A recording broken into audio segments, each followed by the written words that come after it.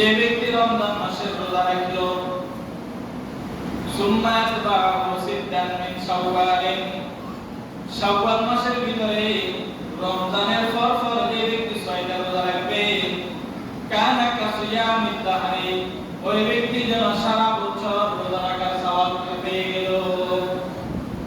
সুবহানাল্লাহ। যে ব্যক্তি রমজান মাসের রোজা রাখলো, এই কথা কাকে বলতেছে? যে ব্যক্তি রমজান মাসের রোজা রাখলো, রমজান মাসের পরে শাওয়াল মাসে এসে রমজানের পর শাওয়াল মাসের ভিতরে লাগাতার হোক অথবা ফরফর হোক, একদিন ফরফর হোক বা লাগাতার হোক, এই শাওয়াল মাসের ভিতরে যদি কেউ 6টা রোজা রাখে কানা কাসিয়ামিদ দাহর, ওই ব্যক্তি সারা বছর রোজা রাখলে যে সওয়াব, ওই সওয়াবের সমতুল্য আমলনামায় তার সওয়াব যোগ হবে। এটাকে আমরা কি বলি? 6 রোজা। আমরা এটাকে কি বলি? 6 রোজা বলি। তো আমরা যারা 6 রোজা রাখি, ঈদের পর দিন থেকে বা 2-3 দিন পর থেকে বা 10 তারিখের পর থেকে বা এই শাওয়াল মাসের মধ্যে যখন আপনার সুযোগ হয় 6টা রোজা আপনি রাখবেন, তাহলে আপনি সারা বছর নামাজ পড়লে যে সওয়াব, ওই সওয়াব আমার আপনার আমলনামার ভিতরে যোগ হবে। সুবহানাল্লাহ। এখন সারা বছর রোজা রাখলে সওয়াব, এটা কেমনে হবে? কি আমি রোজা রাখলাম কয়টা? 6টা, তো আমাকে সওয়াব দিচ্ছে সারা বছরে। আউযু বিল্লাহি মিনাশ শাইতানির রাজীম। মান জাআ বিল হাসানাতি ফালাহু আশরু আমসালিহা ওয়া মান জাআ বিস সাইয়্যাতি ফালা ইউজা ইল্লা মিসলাহা ওয়া হুম লা ইউলামুন।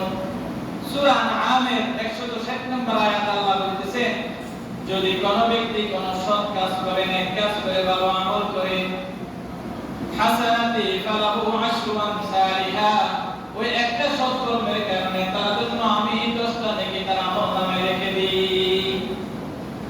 একটা ভালো কাজ করলে কয়টা আমল নেকি দেয় আল্লাহ? 10টা। এটা কোন সূরার আয়াত? সূরা আনআমের 160 নম্বর আয়াত। যে ব্যক্তি ভালো একটা কাজ করলো, বলেন না রোজা একটা ভালো কাজ, ঠিক না? সদকা একটা ভালো কাজ, সত্য কথা বলা একটা ভালো কাজ, কাউকে 50 টাকা দান করলেন আল্লাহর রাস্তায়, এটা একটা ভালো কাজ।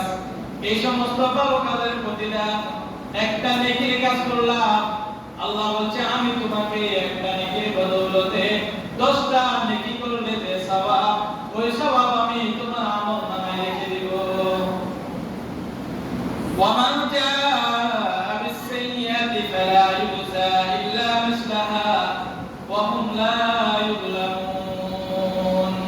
আর যদি কোন ব্যক্তি কোন খারাপ কাজ করে, অসৎ কাজ করে, সৎকর্ম না করে কোন খারাপ কাজ করে, ফালা ইউজা ইল্লা মিসলাহা, ওই ব্যক্তি যদি খারাপ কাজ করে, খারাপ কাজের যে পরিমাণ গুনাহ, একটা গুনাহ করলে একটা গুনাহে তার আমলনামায় লেখা হবে, তার চেয়ে বেশি তার আমলনামায় লেখা হবে না। ওয়া হুম লা ইউলামুন। আপনি একটা অন্যায় কাজ করছেন, আপনার একটা অন্যায় লেখা হবে, একটা গুনাহ লেখা হবে। আর যদি আপনি একটা নেক কাজ করেন, 10টা নেকির সওয়াব আপনি আমলনামায় লেখা হয়ে যাবে, যুক্ত হয়ে যাবে। আল্লাহ এসব ব্যাপারে জুলুম করেন না, অত্যাচার করেন না। এখন আমি আপনি যদি ভালো একটা কাজ করি, নেক কাজ করলে ডাবল না, 10 গুণ সওয়াব। আর যদি খারাপ কাজ করি একটা, আল্লাহ রাসূলের একটা হাদিসের ভিতরে আছে, যদি কোন ব্যক্তি একটা অন্যায় কাজ করার নিয়ত করছে, নিয়ত আমি একটা আজকে খারাপ কাজ করব, নিয়ত, কিন্তু ওই ব্যক্তি বাস্তবে খারাপ কাজটা করে নাই, আল্লাহ রাব্বুল আলামিন তার আমলনামার ভিতরে একটা নেকি লিখে যোগ করে দেন। খারাপ কাজ করার নিয়ত করছি কিন্তু খারাপ কাজটা বাস্তবে করি নাই, কি দিচ্ছে আল্লাহ? সওয়াব।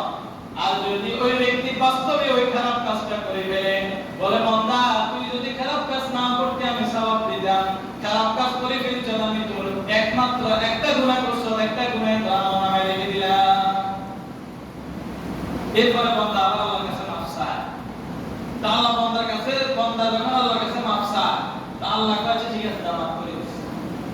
একবার না, দুইবার না, তিনবার না, শতবার মাফ চান, কে মাফ করে দিবে? আর আমার আপনার মালিক